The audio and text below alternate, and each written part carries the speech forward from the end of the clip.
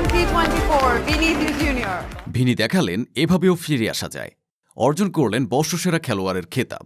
কান্নার পরে আসে হাসি। ভিনিসিয়াস জুনিয়র কেঁদেছিলেন 1.5 মাস আগে। তার সাজানো বাগান তছনছ করে ব্যালন ডি'অর জিতে নেয় রদ্রি। তা নিয়ে বিতর্ক কম হয়নি।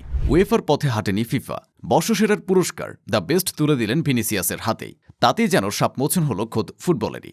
2023-24 মৌসুমের সেরা ফুটবলার কে, তার উত্তর ছিল সবার কাছে। কিন্তু উয়েফার নোংরা রাজনীতির শিকার হয়ে বঞ্চিত হন ভিনিসিয়াস জুনিয়র। প্রতিভাকে আর কতক্ষণই বা দমিয়ে রাখা যায়? ব্যালন ডি'অর না পাওয়ার হতাশায় ভিনি বলেছিলেন, আমি ফিরে আসব 10 গুণ শক্তিশালী হয়ে। কথা রেখেছেন তিনি। ব্যালন ডি'অর পেলে ইউরোপের সেরা হতেন। যা হয় ভালোর জন্যই বোধ হয়। ইউরোপ ছাড়িয়ে গোটা ফুটবল দুনিয়ায় তিনি এখন সেরাদের সেরা, দ্য বেস্ট। কলঙ্ক কাঁধে নিয়ে কত দূরই বা যাওয়া যায়? নীরব প্রতিবাদে ব্যালনের রাতে রিয়াল মাদ্রিদ দেখিয়ে দিয়েছিল ভিনিসিয়াসের অবস্থান কোথায়। অপেক্ষার ফল সবসময় মধুর হয়।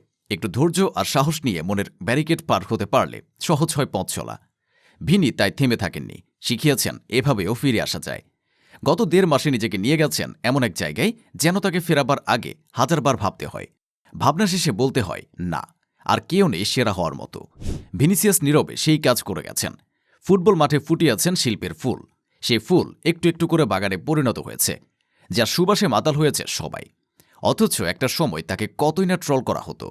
ভিনি পেলে বলে খ্যাপাত নিন্দুকেরা। গত 1 বছরে রিয়াল মাদ্রিদের হয়ে অমানবিক পারফর্ম করেছেন ভিনি।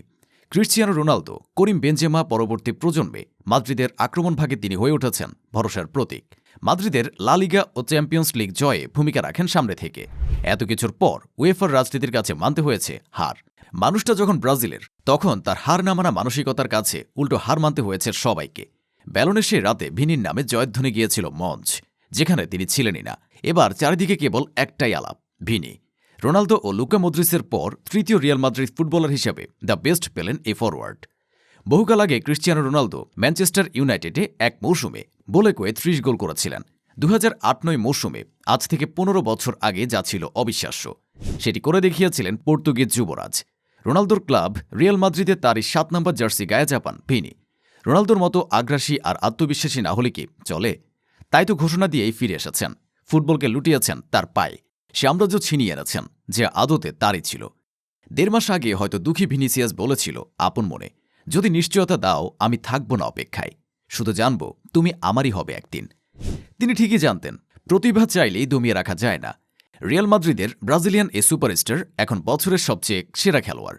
ফিফা দ্য বেস্টের পুরস্কার হাতে পেয়ে তিনি বলে উঠতেই পারেন, আর কতবার আমাকে তোমরা এড়িয়ে যাবে।